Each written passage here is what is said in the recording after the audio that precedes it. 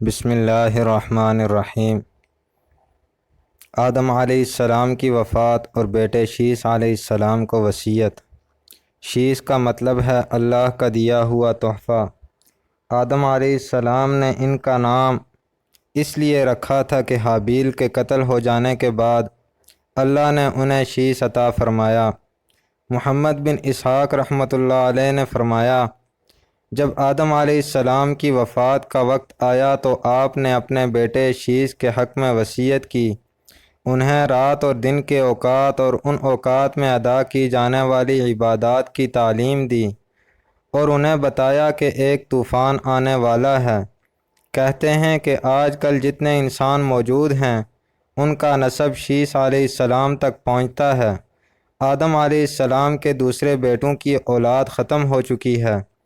جب آدم علیہ السلام فوت ہوئے اس دن جمعہ تھا، فرشتے اللہ کے پاس سے جنت کی خوشبو اور جنت کا کفن لے کر آئے اور ان کے بیٹے اور خلیفہ شیس علیہ السلام سے تعزیت کی۔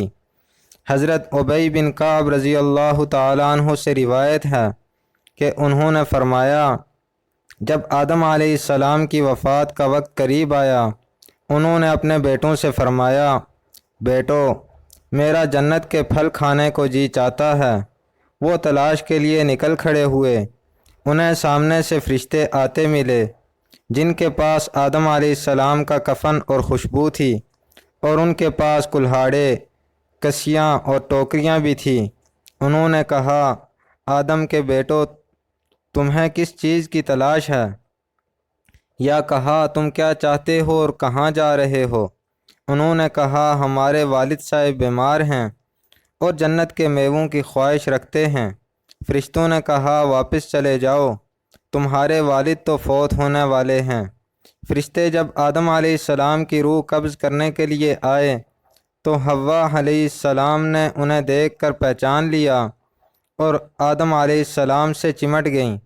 آدم علیہ السلام نے فرمایا، مجھ سے الگ ہو جاؤ، پہلے بھی مجھے تمہارے ذریعے سے ہی مصیبت پہنچی تھی، مجھے میرے رب کے فرشتوں کے ساتھ رہنے دو۔ فرشتوں نے ان کی روح قبض کی، غسل دیا، کفن پہنایا، خوشبو لگائی، آپ کی قبر کھودی اور لحد تیار کی۔ پھر انہوں نے آدم علیہ السلام کی نماز جنازہ ادا کی، پھر انہیں قبر میں رکھ کر اوپر سے مٹی ڈال دی۔ پھر انہوں نے کہا، آدم کے بیٹو، تمہارے لیے یہی طریقہ ہے۔ حضرت آدم علیہ السلام کہاں دفن ہوئے اس میں اختلاف ہے۔ مشہور ہے کہ انہیں ہندوستان کے پاس سری لنکا میں اس پہاڑ کے قریب دفن کیا گیا جہاں انہیں جنت سے اتارا گیا تھا۔ ایک قول یہ ہے کہ مکہ مکرمہ میں جبل ابی قیس پر دفن کیا گیا۔ یہ بھی کہتے ہیں کہ حضرت نوح علیہ السلام نے طوفان کے موقع پر ان کی اور حضرت حوا علیہ السلام کی میتوں کو ایک تابوت میں ڈال کر کشتی میں رکھ لیا تھا، پھر طوفان ختم ہونے کے بعد انہیں بیت المقدس میں دفن کر دیا۔ آپ کی عمر کے بارے میں بھی اختلاف ہے۔ حضرت ابن عباس اور ابو ہریرہ رضی اللہ تعالیٰ عنہ کی روایت سے مرفوع حدیث ہے کہ لوح محفوظ میں ان کی عمر 1000 سال لکھی ہوئی تھی۔ اس کے مقابلے میں تورات کے اس بیان کو اختیار نہیں کیا جا سکتا کہ وہ 930 سال زندہ رہے۔ اہل کتاب کا یہ بیان ناقابل قبول ہے کیونکہ یہ اس صحیح بیان کے خلاف ہے جو معصوم نبی صلی اللہ علیہ وسلم سے ہم تک قابل اعتماد ذریعے سے پہنچا ہے۔ ویسے ان کے قول اور حدیث میں مطابقت بھی پیدا کی جا سکتی ہے۔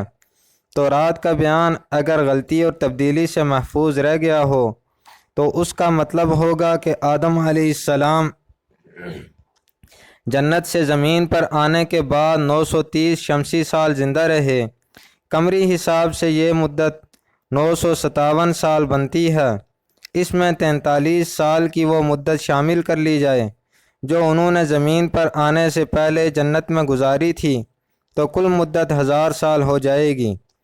حضرت آدم علیہ السلام کی وفات کے بعد ان کے بیٹے شیس علیہ السلام نے ان کے کام رشد و ہدایت اور تبلیغ کی ذمہ داری اٹھائی۔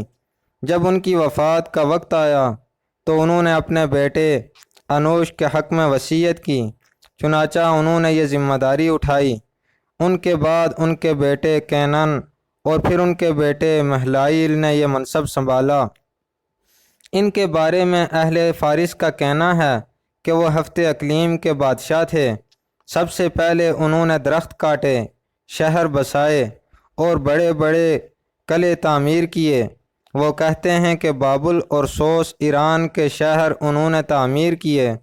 انہوں نے ابلیس کے لشکروں کو شکست دے کر زمین کے دور دراز علاقوں اور پہاڑوں کی گھاٹیوں میں منتشر کر دیا۔ انہوں نے بہت سے سرکش جن اور بھوت قتل کیے۔ ان کا ایک بہت بڑا تاج تھا۔ وہ لوگوں سے خطاب فرماتے تھے۔ ان کی حکومت 40 سال قائم رہی۔ ان کی وفات پر ان کے بیٹے یرد نے ان کا منصب سنبھالا۔ انہوں نے اپنی وفات کے وقت اپنے بیٹے خنوخ کے حق میں وصیت کی۔ مشہور قول کے مطابق انہی کو ادریس علیہ السلام کہا جاتا ہے۔